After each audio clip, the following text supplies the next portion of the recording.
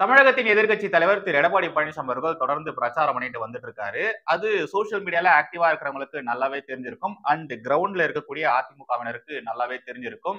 நம்ம தமிழகத்துல திமுகவின் ஆட்சி நடக்கிறதுனால இங்க ஊடகங்களா இருக்கக்கூடியவர்கள் என்ன பண்றாங்க, திமுகவை தவிர்த்து, திமுகவின் கூட்டணி கட்சிகளை தவிர்த்து மற்ற கட்சிகளுடைய அந்த பொலிட்டிக்கல் ஆக்டிவிட்டிஸ் எல்லாம் இருக்கும் இல்லையா, அது குறித்தான செய்திகள் பெருசா வெளியே வரதே கிடையாது. செய்திகளை அவங்க போடுறதே கிடையாது. சோசியல் மீடியா இருக்கிறதுனால அவங்க பேசக்கூடிய விஷயங்கள் எல்லாமே வெளியே வந்துட்டு இருக்கு. அந்த பிரச்சாரங்கள்ல அந்த கட்சி தலைவர்கள் என்ன பேசினாலும் சரி, எப்படி திமுகவை குறித்து கழுவி கழுவி ஊத்தினாலும் சரி, அது எதுவுமே பெருசா இங்க இருக்கக்கூடிய மெயின் ஸ்ட்ரீம் ஊடகங்கள்ல வரதே கிடையாது. நம்ம எடப்பாடி பழனிசாமி அவர்கள் சமீபத்துல ஒரு பிரச்சாரத்துல தமிழகத்தின் துணை முதலமைச்சர் திரு உதயநிதி ஸ்டாலின் அவர்களை ரொம்ப கடுமையா தாக்கி பேசியிருந்தாரு.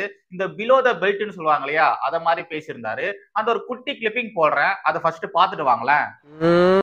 உதயநிதி எப்ப வந்தாரு, என்ன பண்ணா உங்களுக்கு நல்லாவே தெரியும். இவர் யாரு?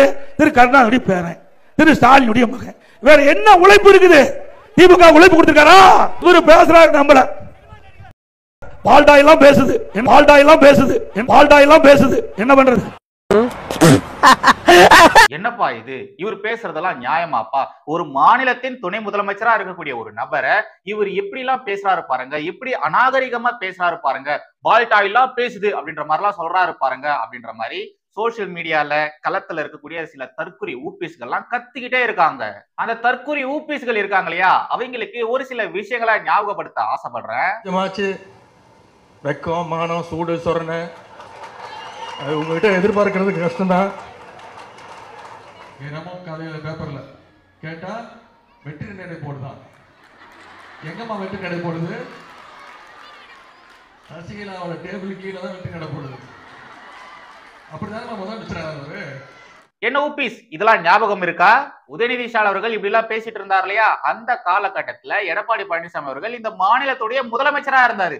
ஒரு முதலமைச்சருக்கு தர வேண்டிய மரியாதையை கொடுக்காம தான் உங்களுடைய சின்னவர் இப்படி எல்லாம் பேசியிருக்காரு.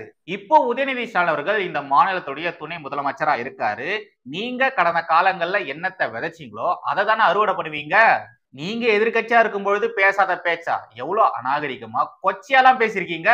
உதயநிதி ஸ்டாலின் அவர்கள் மட்டும் கிடையாது, ராசா திமுக எம்பி ராசா அவர் என்னெல்லாம் பேசியிருக்காரு. அத மாதிரி அவங்க எல்லாம் பேசும் பொழுது நீங்க என்ன பண்ணீங்க? தற்குறி ஊபிஸ்களா இருக்கக்கூடிய நீங்க என்ன பண்ணீங்க? அந்த ஸ்பீச்சஸ் எல்லாத்தையுமே கட் பண்ணி ரீல்ஸா, ஷார்ட்ஸா ஃபயர் விட்டு ஷேர் தானே பண்ணீங்க. நீங்க கடந்த காலங்கள்ல பேசினதுக்கு தான் இப்போ அவங்க எல்லாருமே உங்களை வச்சு செய்யறாங்க, பதிலடி கொடுக்குறேன்னு சொல்லி இப்படி பிலோ த பெல்ட் பேசிட்டு இருக்காங்க. நீங்க நாகரீக அரசியல் பண்ணியிருந்தா, மரியாதை கொடுத்து அந்த அரசியல் தலைவர்களை குறித்து பேசியிருந்தா அவங்களும் உங்களுக்கு அந்த ஒரு மரியாதையை கொடுத்திருப்பாங்க, உங்ககிட்ட நாகரிக அரசியல் பண்ணிருப்பாங்க. மரியாதை எதிர்பார்க்கறது தப்பே கிடையாது. ஆனா அத மாதிரி எதிர்பார்க்கறதுக்கு முன்னாடி நீங்களும் மரியாதை கொடுக்கணும். நீங்க மரியாதை கொடுத்திருந்தா அதே மரியாதை நீங்க கேட்காம உங்களுக்கு கிடைச்சிருக்கும். கிவ் ரெஸ்பெக்ட் அண்ட் டேக் ரெஸ்பெக்ட்னு சொல்லுவாங்க இல்லையா, அதை தான் சொல்றேன். சோ எடப்பாடி பழனிசாமி அவர்கள் இப்படி எல்லாம் பேசுறாரு, பிலோ த பெல்ட் பேசுறாரு, இவ்வளவு மோசமா நாகரிகமா எல்லாம் பேசுறாரு. அவர் பேசக்கூடிய வீடியோக்கள் சோசியல் மீடியால வைரலா வேற போயிட்டு இருக்கு. அவர் பேசக்கூடிய அந்த டாபிக் இருக்கு இல்லையா, அவர் சொல்லக்கூடிய அந்த வார்த்தைகள் அது ஹேஷ்டேகா போட்டு ட்ரெண்டிங் வேற பண்றாங்களே அப்படின்ற மாதிரிலாம் சொல்லி அழாம இனிமேலாச்சும் தயவு செய்து நாகரிக அரசியல் பண்ணுங்க, மூத்த அரசியல்வாதிகளுக்கு மரியாதை கொடுத்து பேசுங்க. சோ இந்த மாதிரி குத்த வச்சு அழறதுனால எந்த ஒரு மாற்றமும் வரப்போறது கிடையாது. நீங்க நாகரீக அரசியல் பண்ணியிருந்தா அவங்களும் நாகரீக அரசியல் பண்ணியிருப்பாங்க. நீங்க மரியாதை கொடுத்து பேசியிருந்தா அவங்களும் மரியாதை கொடுத்து பேசியிருப்பாங்க. ஃபர்ஸ்ட் நீங்க ஒழுங்கா நடந்துக்கோங்க, ஆட்டோமேட்டிக்கா எல்லாருமே உங்ககிட்ட ஒழுங்கா இருப்பாங்க. எப்பொழுதும் எதிராசன் வடிவழகி என் இதய தொழுதால் இல்லை எனக்கெதிர், இல்லை எனக்கெதிர், இல்லை எனக்கெதிரே. ஸ்ரீமதே ராமானுஜாய நமஹா. எனதருமை தேசியவாதிகள் அனைவருக்கும் வணக்கம். தமிழக பாஜகவினுடைய முன்னாள் மாநில தலைவர் திரு அண்ணாமலை அவர்களுடைய பாத யாத்திரையா நம்ம எல்லாருமே பார்த்திருந்தோம். தமிழகத்துல பாஜக சர்ன்னு ராக்கெட் வேகத்துல வளர்ந்ததற்கு மிக முக்கியமான ஒரு காரணம் அண்ணாமலை அவர்களுடைய பாத யாத்திரை தான். இப்ப தமிழக பாஜகவின் மாநில தலைவரா இருக்கக்கூடிய திரு நயினார் நாகேந்திரன் அவர்கள் அதே மாதிரியான ஒரு யாத்திரையை தமிழகத்துல ஆரம்பிக்க போறாரு. அண்ணாமலை அவருடைய பாத யாத்திரை மாதிரியே ஆந்திராவிலும் ஒரு பாத யாத்திரையை பாஜக பண்ணியிருந்தாங்க. ஆக்சுவலா ஃபர்ஸ்ட் ஆந்திரால தான் பண்ணாங்க, ஆந்திரால பண்ண மாதிரி தான் தமிழகத்துல பண்ணியிருந்தாங்க. பாஜகவினுடைய பொலிட்டிக்கல் சினாரியோல இந்த யாத்திரைகள்லாம் இருக்கு இல்லையா, இந்த யாத்திரைகளுக்கு எப்பவுமே ஹைப் பெருசா இருக்கும். அந்த ஹைப்பை விட அதோடைய ரெஸ்பான்ஸ் இருக்கு இல்லையா, அது அதை விட பெருசா இருக்கும்.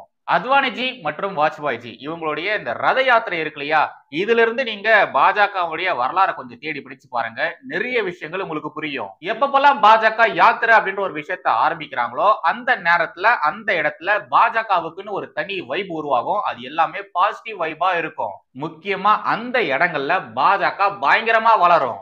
எப்படி அண்ணாமலையுடைய பாத யாத்திரை தமிழகத்துல ஒரு பெரிய மாற்றத்தை கொண்டு வந்ததோ, அதுக்கப்புறமா பாஜக எப்படி தமிழகத்துல வளர்ந்ததோ, இப்போ அதே மாதிரி திரு நயினார் நாகேந்திரன் அவர்கள் ஒரு யாத்திரையை ஆரம்பிக்க போறாரு. கண்டிப்பா இது ரொம்ப ரொம்ப நல்ல விஷயம் தான். திரு அண்ணாமலை அவர்களுடைய பாத யாத்திரைக்கு என் மண் என் மக்கள் அப்படின்ற மாதிரி பெயர் வச்சிருந்தாங்க.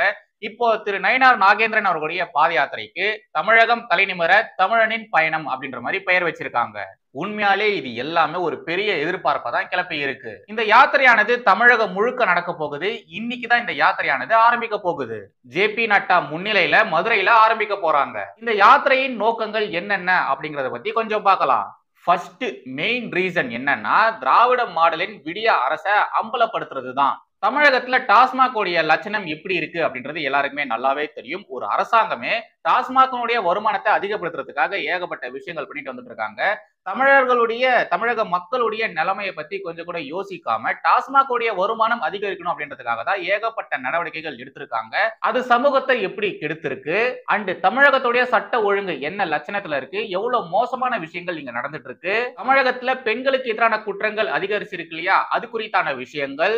அப்புறம் திமுக தேர்தலில் வின் பண்றதுக்காக ஏகப்பட்ட வாக்குறுதிகளை கொடுத்திருந்தாங்க. அந்த வாக்குறுதிகள்ல முக்கியமான வாக்குறுதிகள், இந்த ஸ்டார் வாக்குறுதிகள் சொல்லுவாங்க பாருங்க, அதை எதுவுமே திமுக அரசு நிறைவேற்றவே இல்லை. அது குறித்து எல்லாம் பேச போறாங்க. தென் மக்கள் நலன்ல கொஞ்சம் கூட அக்கறையே இல்லாம இந்த திமுக அமைச்சர்கள் நடந்து கொள்கிற விதம், தமிழகம் ஏதோ திமுக தலைமை குடும்பத்துக்கு சொந்தமான சொத்து அப்படின்ற மாதிரி அவங்க இஷ்டத்துக்கு ஆட்டம் போடுறாங்க இல்லையா, இது எல்லாத்த பத்தியுமே நயினார் நாகேந்திரன் அவர்கள் மக்களை நேரடியா சந்திச்சு பேச போறாரு. மக்களிடத்துல இந்த திராவிட மாடலை குறித்தான ஒரு விழிப்புணர்வை ஏற்படுத்த போறாரு. ரெண்டாவது பாயிண்ட், திமுகவை தேர்தலில் தோற்கடிச்சு தமிழகத்துடைய பெருமையை மீட்டெடுக்க போறோம் அப்படின்ற மாதிரி சொல்றாங்க. மூன்றாவது, தமிழகத்தில் இருக்கக்கூடிய 8 கோடி மக்களை சந்தித்து அவங்களுடைய கருத்துக்களை கேட்டு பொதுமக்களின் குரல்களை பலப்படுத்த போறோம்னு சொல்றாங்க. நான்காவது, பாஜக தொண்டர்களை உற்சாகப்படுத்தி வரும் தேர்தல்களில் சிறப்பாக செயல்பட உத்வேகம் தர போறதாகவும் சொல்றாங்க. அஞ்சாவது, ரொம்ப ரொம்ப முக்கியமானது, தமிழகம் முழுக்க பூத்துகளை வலுப்படுத்த போறதா சொல்றாங்க. ஏன் இந்த ஒரு பாயிண்ட் ரொம்ப ரொம்ப முக்கியமான பாயிண்ட் சொல்றேன்னா, தமிழக அரசியல் கட்சிகள்ல பாத்தீங்கன்னா இந்த திமுக மற்றும் அதிமுக இந்த 2 கட்சிகளுமே அசைக்க முடியாத ரொம்ப ரொம்ப வலுவான கட்சியா இருக்கிறதுக்கான காரணமே அவங்களுடைய பூத் ஏஜென்ட்டுகள் தான். இந்த பூத் லெவல்ல வேலை பார்க்கக்கூடிய அவங்களுடைய தொண்டர்கள் தான். சோ அந்த ஒரு பூத் கட்டமைப்பு இருக்கு இல்லையா, அதை பலப்படுத்தினாலே போதும், தமிழகத்துல ஈஸியா பாஜக ஆட்சியை அமைச்சிடும். இன்ஃபேக்ட் இப்போ பிரதமரா இருக்கக்கூடிய நம்முடைய மோடி அவர்கள், உள்துறை அமைச்சரா இருக்கக்கூடிய அமித்ஷா அவர்கள், இன்னும் பல அமைச்சர்கள், இவங்க எல்லாருமே தங்களுடைய ஆரம்ப காலகட்டங்கள்ல பூத் ஏஜென்ட்டுகளாக தான் இருந்தாங்க. பூத் லெவலா தான் அவங்க வேலை பார்த்துட்டு இருந்தாங்க. அதனால அவங்களுக்கு நல்லாவே தெரியும் வாக்கு வங்கி அரசியல்ல பூத் அப்படின்றது எவ்வளவு முக்கியம், அதை எப்படி பலப்படுத்தணும் அப்படின்றது அவங்களுக்குலாம் ரொம்ப நல்லாவே தெரியும். இந்த ஒரு விஷயத்தையுமே நாங்க செய்ய போறோம் அப்படின்ற மாதிரி திரு நயினார் நாகேந்திரன் அவர்கள் சொல்லியிருக்காரு, which is very very good. Okay, இந்த யாத்திரையில என்ன மாதிரியான பிளான் இவங்க வச்சிருக்காங்க, என்ன மாதிரியான விஷயங்கள் இந்த யாத்திரையில பண்ண போறாங்க அப்படின்றத பத்தி பார்க்கலாம். இந்த யாத்திரையானது தமிழகம் முழுக்க போக போகுது. தமிழகம் முழுக்க இருக்கக்கூடிய எல்லா இடங்களுக்கும் போக போறாங்க, எல்லா மாவட்டங்களுக்கும் போக போறாங்க, அந்த மாவட்டங்களுக்குள்ள இருக்கக்கூடிய நகர்ப்புறம் மற்றும் கிராமப்புறம் அந்த எல்லா இடத்துக்குமே போக போறாங்க. இந்த யாத்திரையானது ஜனவரி 2026 வரைக்கும் நீடிக்க போகுது. இந்த காலம் முழுக்க பாஜக தொண்டர்கள் எல்லா இடங்களுக்கும் டிராவல் பண்ண போறாங்க. இந்த யாத்திரையின் பொழுது 10,000க்கும் மேற்பட்ட தெருமுனை கூட்டங்கள் நடத்த போறதாகவும் சொல்றாங்க. அண்ட் முக்கியமான பாயிண்ட் இதுதான், ஒவ்வொரு மாவட்டத்திலும் சில பல முக்கியமான அமைப்புகள் இருக்கும். அந்த அமைப்புகள் கூட அப்புறம் சமூக தலைவர்கள் இருப்பாங்க இல்லையா, அவங்க கூட எல்லாம் மீட்டிங் போட போறாங்க.